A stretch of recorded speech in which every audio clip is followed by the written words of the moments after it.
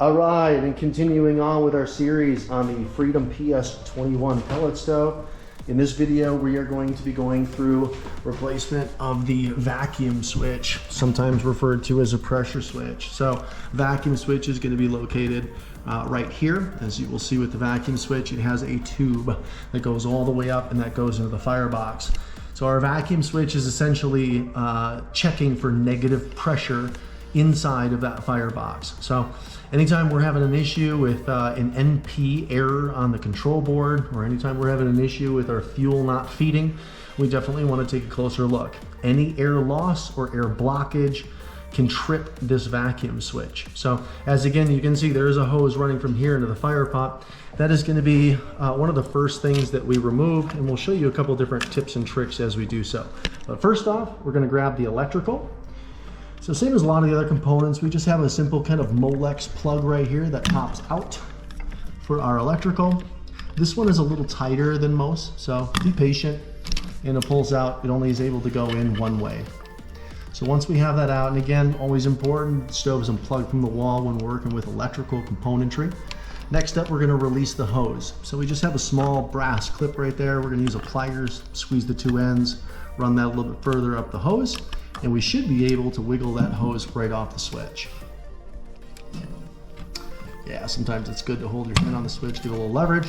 Hose is off. Now again, this hose goes directly into the firebox. Nate, why don't you pop open that firebox door for me?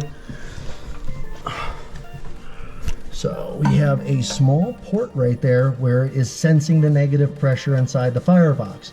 Now there may be times where ash or blockage might be getting there, causing an issue with proper vacuum and giving us that NP error, which stands for negative pressure. So easiest and best way to make sure that that is clear is we just grab this hose and we blow on it. Just like that. We want to make sure that we can feel air go all the way through that hose. As long as we feel that that's free and clear, we know that it's not plugged. It is also good to inspect the hose. Over time, this hose can get brittle. We have seen cracks, small pinholes, things like that. Again, any air loss or air blockage is going to trip that vac switch. So if we're running into issues, let's check the basic things first. Blow through that hose.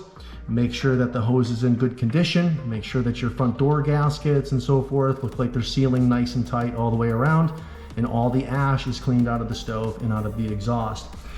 From there, we're going to go ahead and show you how the actual vac switch is removed. So now that we have the electrical off and we have the hose off, this is going to be mounted right here on the back side. So we just have two Allen bolts. So grab yourself a set of metric Allen wrenches, and we're just going to pull those right out. Shouldn't be too tight on here. Should just be able to loosen them and then grab them with our fingers. Once we're getting to the last bolt, we'll put a hand on the vacuum switch just so it doesn't fall onto our circuit board. So there's one out. We got the second one out. While Nate's pulling that out, I'm just gonna make a quick note right here. That hose went to the port that's closest to B. That port is marked with a minus symbol. So this particular vacuum switch has two ports that are on it. One is positive pressure, one is negative pressure. With this particular unit, we need to make sure that that hose is on the negative port or the negative nozzle. And there we go. Nate has it pulled out just like that. And that is our vacuum switch. It's also commonly referred to as a pressure switch or a low draft switch, but that is how we pull that switch out of the unit. So we're just going to go ahead and put it back in, all in reverse order. So the very first thing that we're going to do is put it up, and we're going to get it locked in so it's nice and secure when we're getting the hose on and the electrical connection. So as you can see, Nate's just putting one bolt through there, and that helps him to be able to kind of line up those threads just a little bit better as we get that lined up.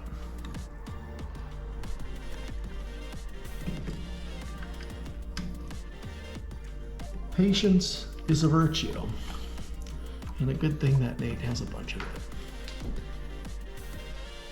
So second bolt going in. Again, keeping them pretty loose until we get these threaded. Makes our life a lot easier. No need to over crank these down, we're just snugging them up.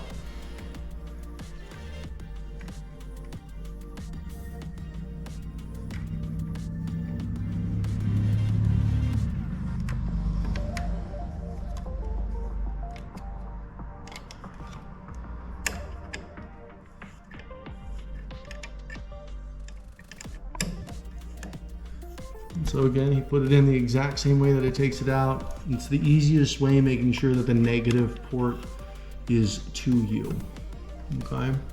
Be the best way to be able to connect that hose and make sure that it's installed in there correctly.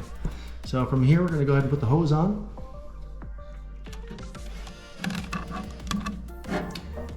Let's slide up that brass clamp just a little bit. Make sure the hose is all the way down on the end of that nozzle or that little nipple that's on there. Just want to make sure it's all the way down. Super important. And then let's go ahead and grab the pliers. We're just going to squeeze our little brass clamp right here, and we're going to make sure that it's all the way to the edge right there. It's got to go over.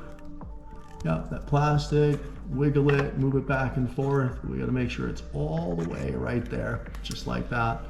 So our hose is back on there nice and secure. And we're just gonna go ahead and we're gonna pop in our electrical plug for this guy right there. So again, this can only go in one way. You will see small arrows on it there.